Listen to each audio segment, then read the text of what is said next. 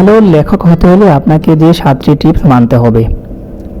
লেখালেখি আপনি হয়তো প্রতিদিনই করেন, কিন্তু আপনি কি নিজের লেখা গদ্যটি সবার সামনে একটু আলাদা করে তুলে ধরতে চান? এটার কোনো গ্যারান্টি নেই যে আপনি পরবর্তী মেন বুকার বা পুলিৎজার পুরস্কার পেতে যাচ্ছেন, কিংবা পরবর্তী চিমান্ডা নগজি, এডিচে বা এমিলি ব্রন্টি হতে যাচ্ছেন। কিন্তু আপনি যদি একজন ভালো লেখক হতে চান, তাহলে আপনাকে কিছু নির্দেশনা মানতেই হবে।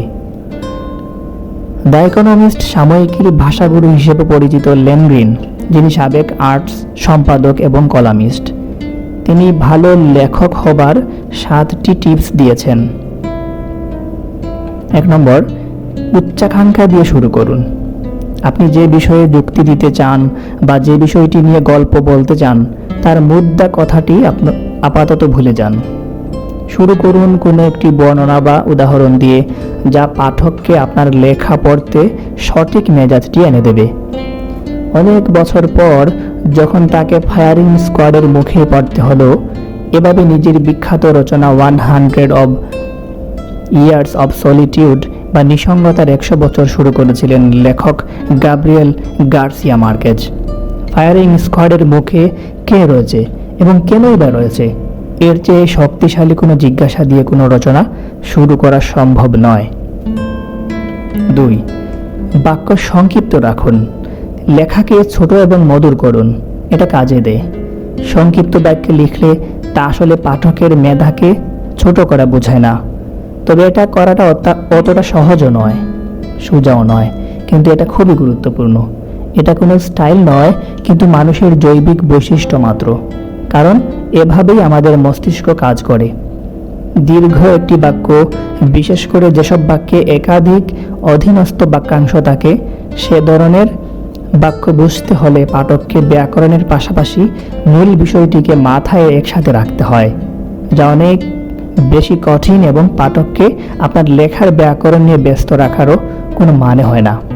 এর চেয়ে বরং লেখার মূল আধেয় বা বিষয়বস্তুর উপরই গুরুত্ব দেওয়া উচিত। 3, একই সাথে বিভিন্ন দৈর্ঘ্যের বাক্য লিখতে হবে। ভালো লেখার আলাদা ছন্দ থাকে। আপনি হয়তো শুনে থাকবেন, সব কিছুরই পরিমিতিবোধ থাকা উচিত, এমনকি পরিমিতিরও পরিমিতিবোধ থাকা উচিত। যেখানে ছোট ছোট বাক্যে লেখাটাই সবচেয়ে বেশি ব্যবহার করা উচিত, তবে সব বাক্য যদি ছোট লেখা হয় এবং আর কোনো ধরনের বাক্য যদি না থাকে, তাহলে তা আপনার লেখায় এক ধরনের কাটা কাটা ভাব, অর্থাৎ রসহীন করে তুলবে।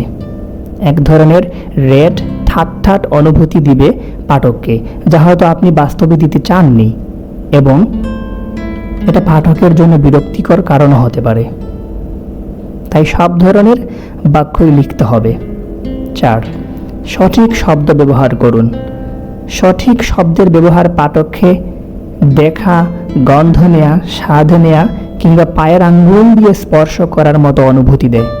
এটা পাঠককে এমন কিছু দেয় যা দিয়ে তারা তাদের মনের চোখ দিয়ে এক ধরনের ছবি আঁকে। এই ছবি এবং শব্দ মিলে আপনার বার্তাকে স্মরণীয় এবং আকর্ষণীয় করে তুলবে পাঠকের কাছে। 5, বিমূর্ত শব্দ এড়িয়ে চলুন।